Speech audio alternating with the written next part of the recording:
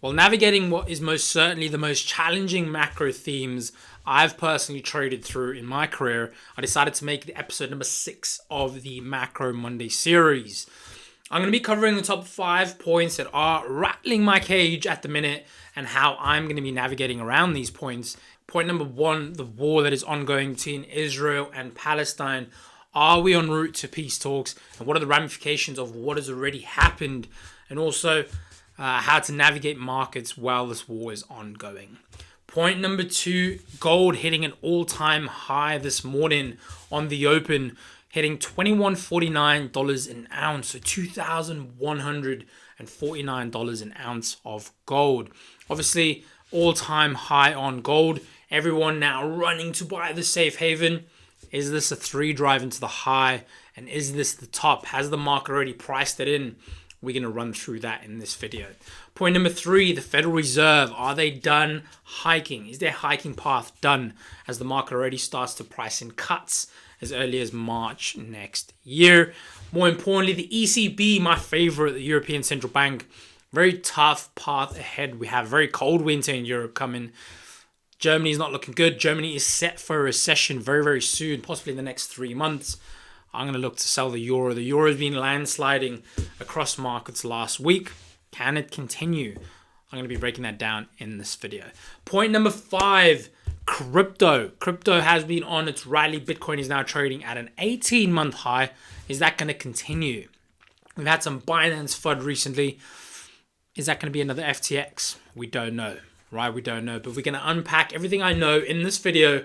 More importantly, how you can navigate this with me by the end of watching this video. So sit back, relax, get a notebook and a pen, and let's jump into the video. Right, point number 1, the current war escalating between Israel and Palestine. There was recently a 5-day ceasefire purely for humanitarian aid to pass through. But what are the ramifications of what has already happened? Blood has been spilled on both sides, and both sides are looking to escalate. Where does this go next? We have already seen the likes of Houthi from Yemen and the Hezbollah group from Lebanon all showing support for the Palestinians. And you have the US, the UK showing their support for Israel. Over this past weekend, we did have the Pentagon announce that a UK and US military ship was under attack in the Red Sea. Now, with that said, are there escalations now? Are there threats of World War III? Is this something that we need to know? Will dollar reign the alternative? The reality is right now, dollar's been trading more around Fed cuts, not so to speak around the geopolitical tensions, but we'll get to that when I get to the Fed. But we need to ask ourselves now, 1, we need to pray for peace. Right? The killing of innocent civilians on either side should not be warranted in any country, in any religion, or anything. So we have to pray for peace. That is primarily the first part of navigating this situation. The second thing we need to ask ourselves and how we need to trade if we're being involved in this is understand what safe havens are and how they trade. So that boils down to my second point of gold. Gold is at an all-time high this past couple of hours and has currently retreated below the previous all-time high. Is this a 3 drive into the high? The reality is no one knows. No one knows until markets play out. And that's the beauty of navigating the macro. The macro is always changing. The landscape is similar, but we are always going through these turbulent conditions. For gold to sustain and carry on its rally, the Fed need to be done, which is my third point, which I'll get to. We need to have further escalations in the East, right? Which is something that we don't want to see. We also need to understand that if there is further escalations in the East, this could lead to a possible global war. You've got China and Russia showing support for the Palestinians. And you have the UK, the US showing their support for Israel. So this could very easily become an East versus West war, which is something we don't want to go to. We had Russia-Ukraine early on through this theme that we have been managing, which has now gone under the covers as Israel and Palestine takes foothold. So gold has been in this massive rally, and we have obviously seen this test to all-time highs. The reason why gold has also been on this rally is because the markets are expecting the Fed to be done. Right? Are the Federal Reserve done? They have raised interest rates now more aggressively than they ever have in history. Are they going to carry on hiking? Right? From going from a forward guiding point of view, they have now shifted to a data dependency view. So they are going to be relying on the data to make these decisions. So going forward, what that means for us is there is so much more relevance on the data. Let's wind that back. What data we're looking at? The Federal Reserve's dual mandate is that of maximum employment and price stability. So you've got non-farm payroll coming up this Friday. And we have inflation. Is the labor market tight? Are people remaining employed? And then you've got to look at inflation. With this most recent GDP print that we had, the preliminary reading, there was over 5% print on GDP. I understand that's preliminary, but if the US economy is growing at this pace, that's going to come with a side order of inflation. This is not going to go away. So the Federal Reserve need to be very smart with what they're doing. Do they pause where they are currently at 5.5% interest rates? Wait for the market to progress, see how the market plays out over the next 3 months? Or do they start already talking about cuts? You have had several members that have started hinting at cuts. But if you listen to Fed Chair Jerome Powell himself, the data is what they're looking for. They will remain data dependent. They will hike if needed. So the market has now already priced in cuts. You need to ask yourself as a trader, on what side of the fence are you on? I got to be honest, guys, I'm a dollar bull. I favor buying dollar from where it is. I personally don't see myself positioning for there already to be cuts if the US economy is showing a resilience. If you listen to Fed Chair Powell's statements over the past 6 months, those are exactly his words that he mentions. The US economy remains resilient. Despite there being a crack in the amount of job openings, which is the JOLTS figure that we have, right, that comes out every month, which shows you the amount of vacancies that there is. Despite there being a decline, a decrease in the amount of vacancies, the labor market remains firm. Right? There are still pressures on the Fed to keep rates where they are because they're tightening supply. Right? They're tightening financial conditions, which is what essentially will bring inflation down. Yes, that's worked. If they take their foot off the gas now, what's going to happen to inflation? Right, the cost of borrowing will then decrease. People will start lending again, which will just spike inflation again. So as hard as it is, the Fed have to keep their foot on the gas. They maybe don't have to keep going. They don't have to raise even further, but they have to keep rates where they are. Now, we got to look at the data and we got to ask ourselves, if there is a spike higher in inflation, perhaps this time of the year, people's spending goes up, it's the festive season. Despite credit still being on the rise, people are still spending, right? People are just going for it, not thinking about what the ramifications of what such higher rates are further down the line. Interest rates have a lagging effect on the economy, and that is something that is affecting Europe, and that is my fourth point. The ECB have a very cold winter ahead of them. Think about it for a second. The ECB are always lagging the Fed. We know that. But now the ECB have risen interest rates more aggressively, in my opinion, than what they can sustain. Right? So now all of a sudden, you've got the PEP, the Pandemic Emergency Program that they done over COVID. All of that debt that they printed comes at a cost. Right? Comes at a cost.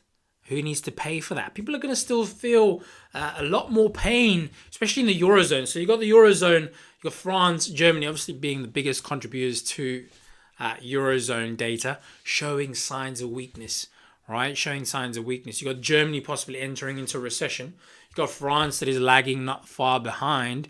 Now, you want to ask yourself, how do you position for this? Now, if I understand I have a very strong US economy, I have the Federal Reserve, which are more than likely going to keep their foot on the gas despite the market pricing in cuts, right?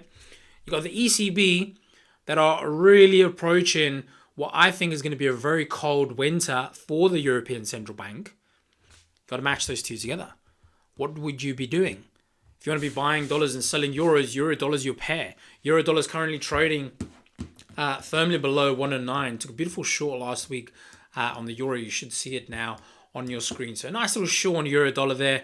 I personally still, just delete this for a second. I personally still favor selling any rallies on the euro. So I had 109 marked up as a nice little line in the sand. Should we crack below 109, any retest into 109, this second risk reward could be in play. Alternatively, if we have a move into 109.30, I like that little low bearing fruit of that right shoulder to be that move to the downside. So either way, 109.30, 109.500, I feel very short on the euro. So I've taken what I'm talking about with the Fed. I've taken the risks of the current war. I understand why gold's trading higher, right? But now I'm also trying to incorporate ECB and the Fed, right? If there's interest rate differentials there and the ECB starts showing further weakness or quicker weakness than that of the Fed, we need to jump on the back of that story as soon as markets price it in. By the time markets have priced it in, it's already too late. And that's the beauty about the macro landscape. Although it's always changing, you have the opportunity to focus on the very next story. If you've missed the hiking cycle that the Fed were raising rates, right? Dollar had this amazing rally, right? Euro hit parity. If you missed all of that, focus on building your narrative and your use case on the very next story. There's no point crying over spilled milk on the story that has been. Focus your energy on building that use case on the very next trade. And then we got the crypto market, right? The crypto market, Bitcoin has been on this massive rally to the upside. Bitcoin is currently trading at, let me get that up there. Last time I checked it was 42.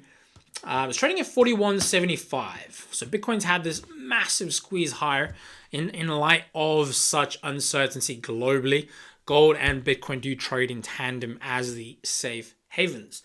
Now, in terms of institutional investors coming into play, with there being talks of ETFs, nothing's been passed yet, right? Nothing's been passed yet, and I want to remind you of that. So you should see the Bitcoin chart in front of you right now. I do have the cycles mapped out with these red lines. Now, what these cycles mean for me is the Bitcoin halving.